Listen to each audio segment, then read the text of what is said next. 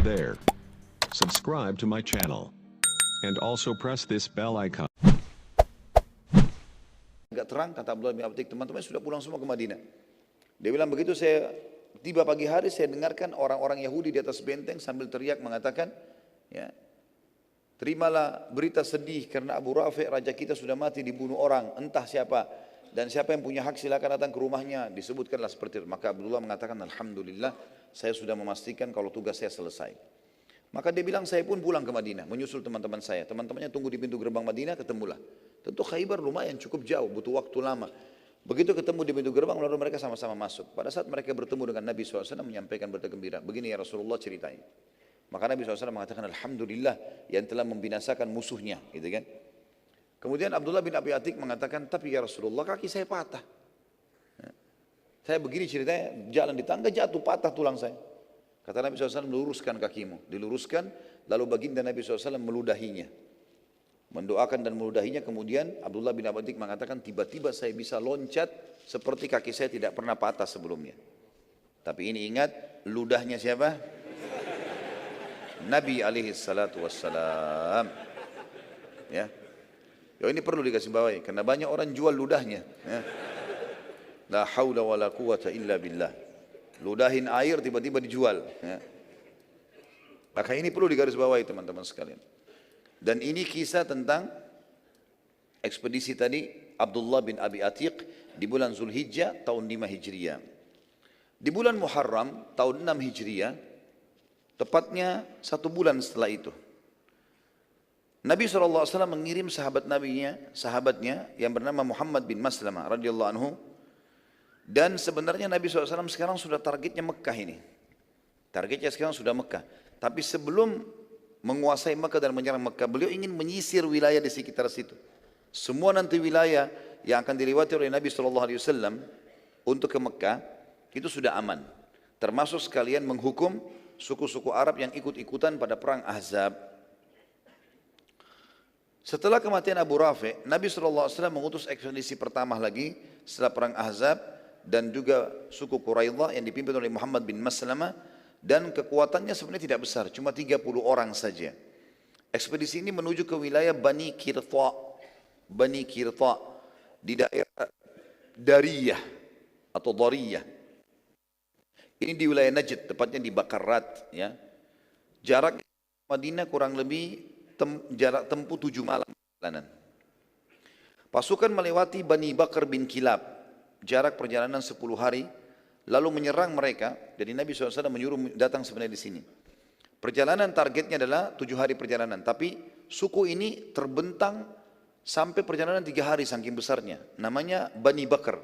Bani Bakar ini juga ikut partisipasi di perang Ahzab, juga mengirim bantuan makanan, bantuan unta, mengirim sedikit pasukan bersama orang-orang Quraisy dan Yahudi pada saat itu. Maka Muhammad bin Maslamah berhasil menyerang mereka tanpa mereka sadari, walaupun cuma 30 orang, tapi Muhammad bin Maslamah menyerang selepas sholat subuh, di waktu masih gelap, dan berhasil pada saat itu menang dan mendapatkan ghanimah, karena suku ini buyar semuanya, melarikan diri bubar. Kemudian mereka mendapatkan 100 ekor unta dan 3.000 ekor domba sebagai ghanimah. Pada saat kembali ke Madinah, Muhammad bin Maslamah bersama pasukannya menemukan seseorang yang mereka tawan karena mereka kira ini bagian daripada suku Bakar. Saat tiba di Madinah, Nabi SAW menyambut dengan berita gembira, ternyata mereka menang, bawa ghanimah. Dan Muhammad bin Maslamah juga menunjukkan kalau ada beberapa tawanan yang kami bawa. Waktu Nabi SAW mengecek tawanan-tawanan, Nabi SAW terkejut karena melihat di tawanan ternyata ada Thumama bin Gusal. Thumama bin Gusal ini teman-teman sekalian adalah orang tadi yang ditemukan oleh Muhammad bin Maslamah di jalanan. Tadinya dikirain dari suku Bakar, ternyata bukan, orang kebetulan lewat. Dia kepala sukunya suku Hanif atau suku Hanifah. Dan ini penguasa wilayah Yamamah. Ini ada kisahnya sendiri. Nabi SAW mengenalnya. Lalu beliau berkata kepada para sahabat, apakah kalian tahu siapa yang kalian tawan ini? Kata para sahabat, tidak wahai utusan Allah, kami tidak kenal. Kata Nabi SAW, ini adalah Thumamah bin Gusal. Dia kepala suku Hanifah, penguasa wilayah Yamamah. Wilayah Yamamah ini wilayah yang sangat luas di dekat kota Mekah. Di dekat kota Mekah. Nabi SAW bersabda kepada para sahabat, layani dengan baik dan khususkan dia dalam pelayanan serta ikat dia di dekat pintu masuknya masjid. Biar dia lihat orang lalu lalang pada saat sholat. Dia dengarkan juga kalau ada penyampaian tausiah atau penyampaian nasihat dari Nabi SAW, dia bisa dengar. Nabi SAW pada saat itu teman-teman sekalian, setiap kali mau sholat, beliau selalu sempatkan mampir bertemu dengan Thumamah. Lalu berkata, wahai Thumamah, bagaimana keadaanmu dan pendapatmu? Kau sekarang tertawan di wilayah kami.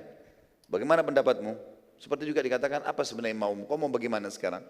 Kata Thumamah, wahai Muhammad, bila engkau membunuh, maksudnya kau bunuh aku gara-gara tawanan ini, maka engkau membunuh seseorang yang memiliki banyak darah yang siap terkorban untuknya. Maksudnya sukuku besar. Wilayah Yamamah kamu tahu, pasti mereka akan menyerang Madinah. Bila engkau memaafkan, maka engkau memaafkan seseorang yang sangat tahu bagaimana berterima kasih. Apa yang kau minta saya akan kasih. Bila engkau menginginkan harta, sebutkan saja semaumu, maka engkau akan mendapatkannya. Nabi SAW meninggalkan, tidak ngomong apa-apa, mimpin sholat. Dari pagi sampai malam, besok lagi, hari keduanya.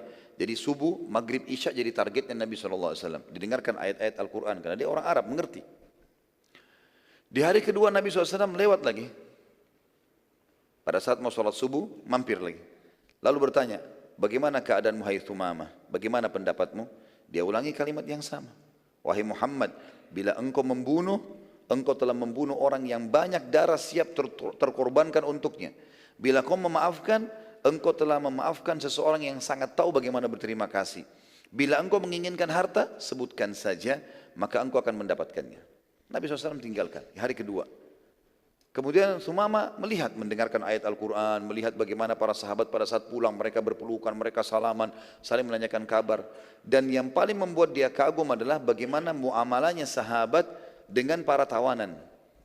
Thumamah kepala suku, dia tahu bagaimana berperang, bagaimana orang kalau jadi tawanan. Enggak pernah diurus makanannya, enggak pernah dikasih minuman, dibiarin saja mati, bahkan kadang-kadang digebukin, dirampas hartanya secara paksa. Thumamah tidak sama sekali. Bahkan Nabi SAW suruh melayani. Ada seorang sahabat yang sempat menyuapkan dia roti, memegang kurma di tangan kirinya, roti di tangan kanannya.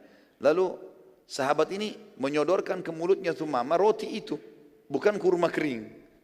Dia kaget, belum pernah ada orang begini sama tawanan. Dan pada saat jatuh dari mulutnya, sahabat itu tahan, lalu dimasukkan lagi kembali.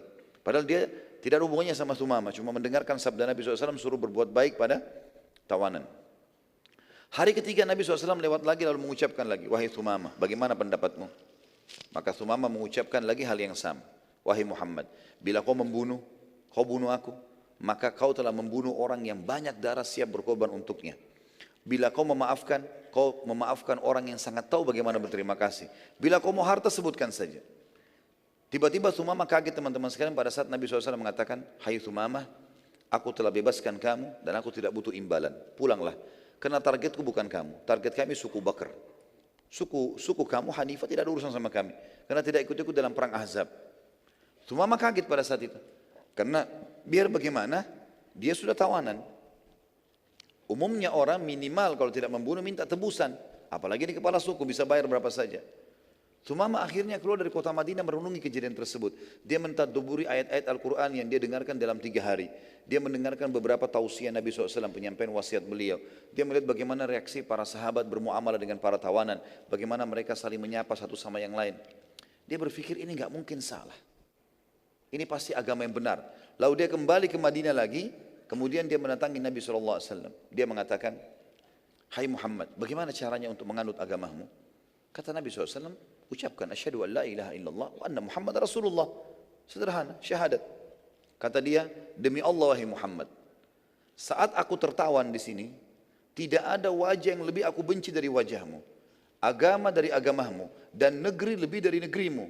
Dan sekarang aku ucapkan asyhadu an la ilaha illallah wa anna Muhammad Rasulullah. Demi Allah wahai utusan Allah, sekarang engkau orang yang paling aku cintai, agamamu adalah agama yang paling aku junjung, dan negerimu negeri yang paling aku rindukan. Aku sekarang akan balik ke kaumku, sarankan aku wahai utusan Allah. Apakah aku balik ke kaumku atau aku lanjutkan umrah yang telah aku niatkan sebelum tertawan. Jadi ternyata Sumama ini waktu ditawan oleh Muhammad bin Maslamah, dia lagi menuju ke Mekah mau umrah, tapi dengan tradisi jahiliyah, penyembah berhala, gitu kan. Ditawan, tadinya Muhammad bin Maslamah mengira dia dari suku Bakar. Kata dia, apakah saya lanjutkan umrah atau saya kembali ke kaum saya? Ada pilihan lain, riwayatnya mengatakan, atau saya tinggal sini belajar. Nabi SAW bersabda pada Sumama, lanjutkan saja umrahmu, tapi sesuai dengan tuntunan Islam.